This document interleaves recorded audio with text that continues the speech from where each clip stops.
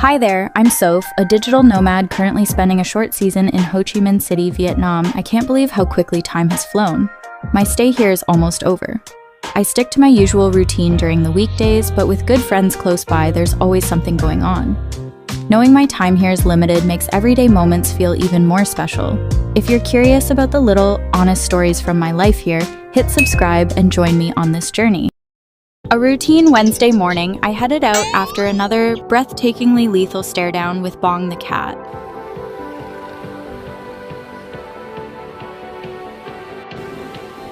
I keep running into the building manager, so we've gotten familiar with each other's faces and now exchange friendly nods whenever we meet.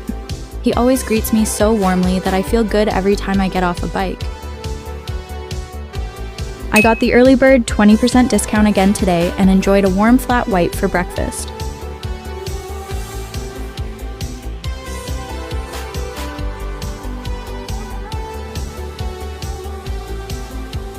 This enclosed space really helps me focus, and now that I've moved to a room with a window, the natural light makes it even better. Meal times make me a bit excited, but also a little stressed. Since the office is based in District 1, right in the heart of the tourist zone, most restaurants cater to visitors, and honestly, I haven't had many satisfying meals here. After a lunch that was nothing special, I found myself back in front of my laptop, moving on with the day almost on autopilot. Finished the usual 9 to 6 grind and grabbed dinner nearby. The place is casual but has a fun vibe. Looks just like the setup I had all day, feels like I could just pull out my laptop and get back to work.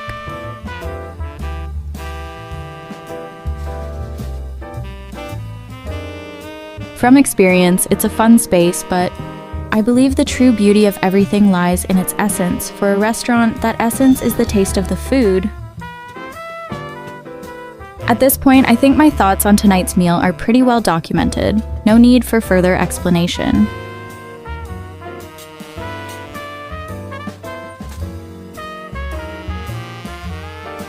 I ordered the omurice, and well, I think that says enough.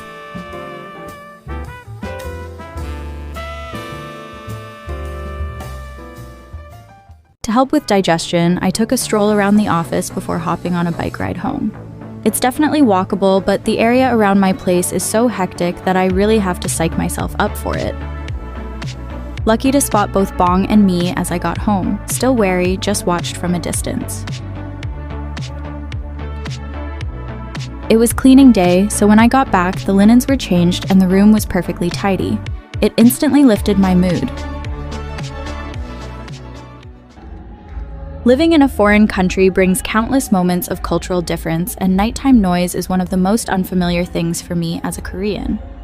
Now, nearing 11 p.m., music from several neighbors is playing competitively. I'm amazed at how lively Vietnamese people are, and honestly relieved that it's cheerful music, not an argument.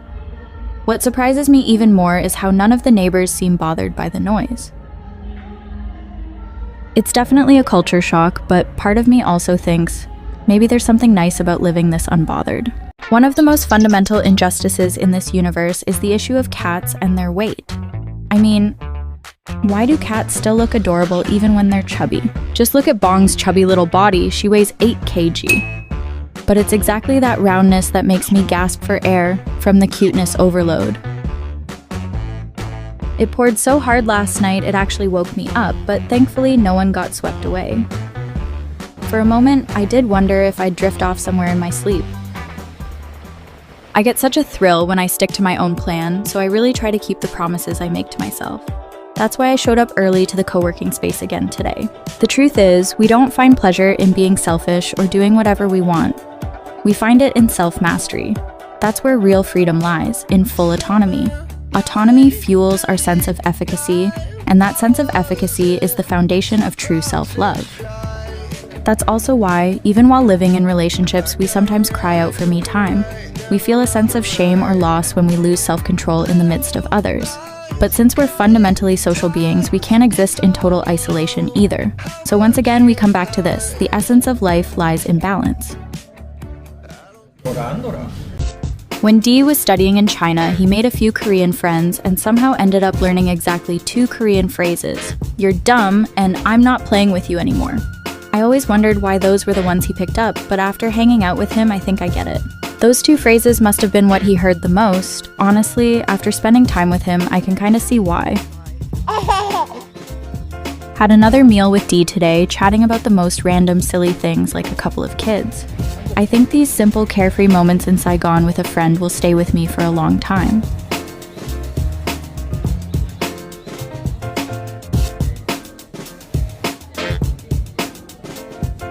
Stopped by Cocoa Project again with Dee, my chocolate addicted friend, and of course we did some souvenir chocolate shopping too.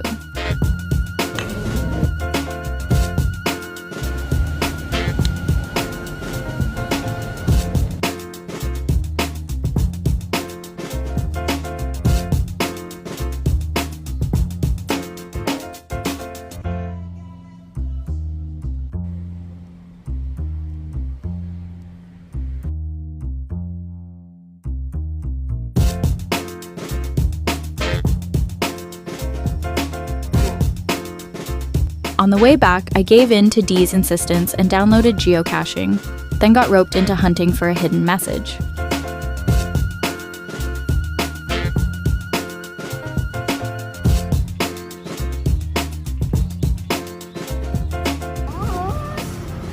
How Sophie?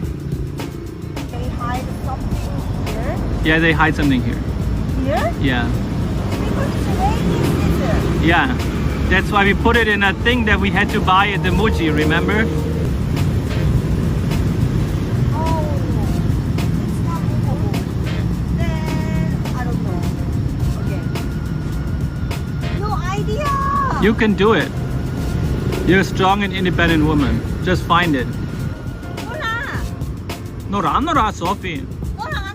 I'm not someone who usually fails at finding things, but it turns out the message had already been removed, it just hadn't been marked as missing.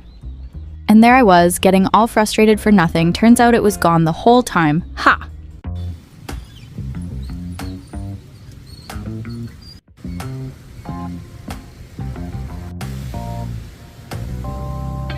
Vietnamese snail dish class 201. In the evening, I went on another Vietnamese food hunt with Q. This time, H joined us too.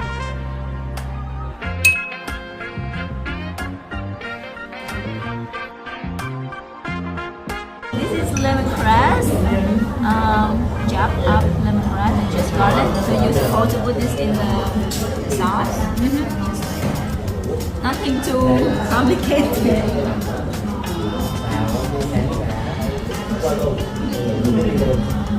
Those are fish sauce, right?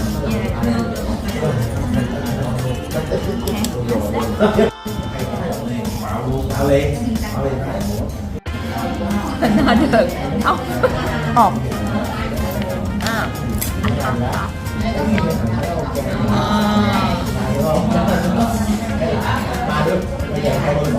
This is what they call snake. Sorry. It's right? But it's from sea, right? Land. No, this one maybe Oh my not God. from sea. From the garden, then? No, not the garden. Like Not the garden. river. A river. Okay.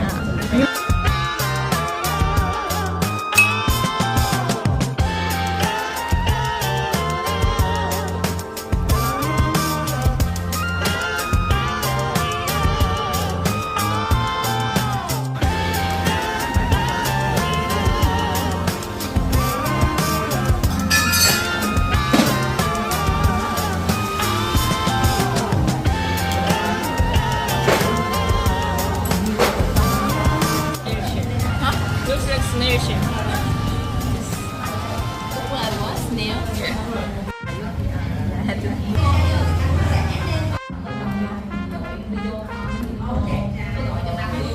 Abalone, king prawns, scallops. It was such a hearty and delicious dinner, truly a special one.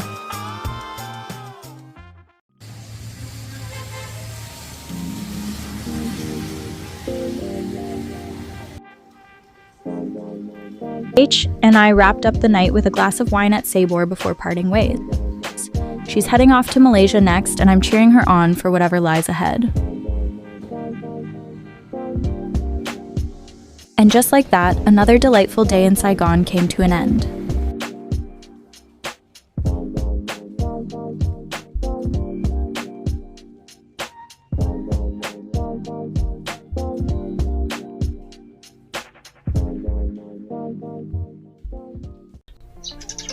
Feeling good, packing up, and heading to the office just as planned. Today started great, got a discount and grabbed a coffee before settling in, but living as an organism means that our rhythm can easily be disrupted by external stimuli. Last year, I was seriously ill twice, and after being that sick, I found myself emotionally worn down. For the first time, I felt the urge to lean on someone, and suddenly the life I'd been living alone started to scare me. When we're weakened, our judgment falters and we lose touch with who we really are. We start acting like someone else. That was me last year. Every experience leaves a lesson, so in the end, I did come out stronger. But that doesn't erase the memories of the emotional toll I paid for the foolish choices I made. Something unexpectedly triggered those memories again. I know I won't make the same foolish decisions, but the emotional weight of last fall came rushing back, and I found myself overwhelmed. Naturally, I couldn't focus on work, so I packed my things and stepped out. I decided to lift my mood with a good cup of coffee, so I headed to the cafe with the best coffee I've had so far in Saigon. Sipping the freshly brewed coffee made with care helped ease my mood a little.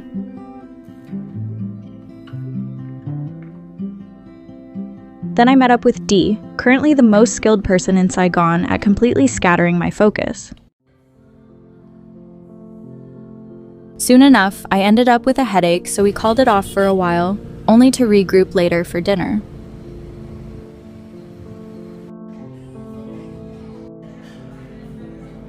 I do it the German way now because the Korean way doesn't work. Dee did his absolute best to throw my mind off balance. Since he was feeling a bit under the weather, he suggested we go cafe hopping instead of hitting the bar. As we moved from one cafe to another, he listened to some of my stories from the past. I've freed myself from last year's memories, and the life I'm living now feels genuinely calm and joyful. How do you find this? Right? But I couldn't help but wonder, how is it that I can still emotionally collapse so suddenly? That chapter is completely closed now, yet the pain I felt back then clearly remained, tucked away somewhere inside.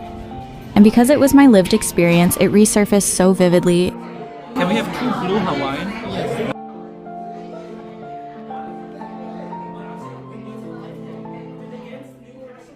It made one thing crystal clear, just how deeply I need to seek out and hold on to moments of happiness. And realizing that a friend I met in this unfamiliar country and city genuinely cares for me, listening to my story and doing his best to understand my emotions, is, without a doubt, a true moment of happiness.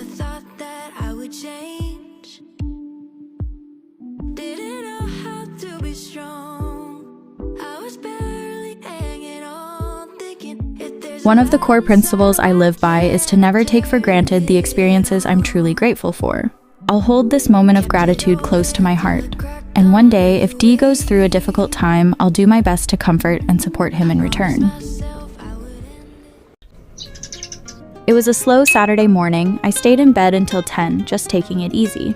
I'm grabbing a late lunch with my neighbor Dee. His place is about a 13-minute walk away. Dee has been living in Saigon as a foreigner for 6 years, and he's a vegetarian. Come to think of it, my first friend in Saigon, E, is also vegetarian. Dining out with them has some limitations, but one great thing about Saigon is the abundance of vegetarian options. The vegetarian buffet Dee took me to today was easily one of the best local Vietnamese spots I've tried so far.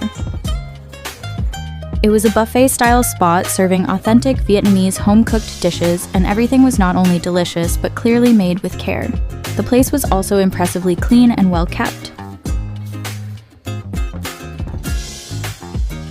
The most shocking part, this amazing meal cost only 50,000 VND. With fresh ingredients, a wide variety of options, and traditional drinks served after the meal, there wasn't a single thing I wasn't satisfied with. After mostly eating at tourist spots that never quite hit the mark, finding this authentic local place with amazing value was truly refreshing and satisfying.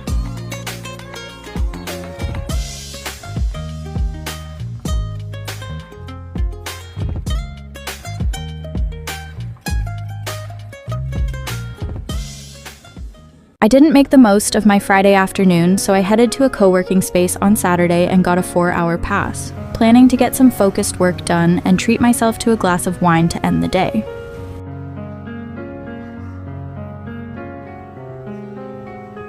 Over dinner and a good glass of wine, I caught up with a friend all the way from Chicago. Even as I drift from place to place, knowing there are people who truly care about me is such a grounding comfort. To my people, I love you all so much.